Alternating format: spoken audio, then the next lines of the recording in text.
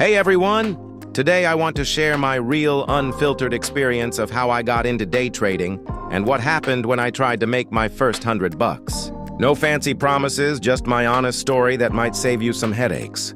So picture this. There I was, scrolling through social media, seeing all these people flexing their trading gains. Yeah, I fell for it. Armed with my savings and probably too much confidence, I jumped right in. First thing I learned?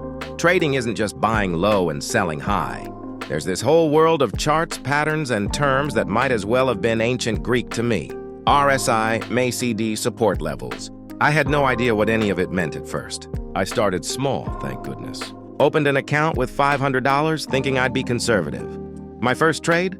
A popular tech stock that was definitely going to bounce. Or so I thought.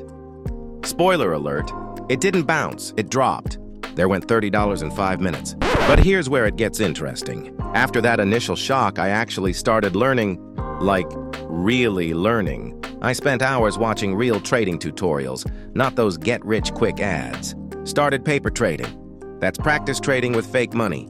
Best decision I ever made. 2 weeks and countless YouTube videos later, I felt ready to try again. This time I had a plan. Set my stop loss, knew my entry and exit points, and most importantly, managed my emotions. And you know what? I made that $100. Not in one trade, but over several small wins. $20 here, $15 there. But let's keep it real. I also had days where I lost money. That's the part most influencers don't show you. Trading isn't a guaranteed path to riches. It's a skill that takes time, patience, and yes, some failures to master. So here's my honest advice. If you're thinking about day trading, start with paper trading. Learn the basics. Don't risk money you can't afford to lose. It's a real skill that takes real work to develop. That's my story. The good, the bad, and the expensive lessons learned along the way. Have you tried day trading? Drop your experiences in the comments below.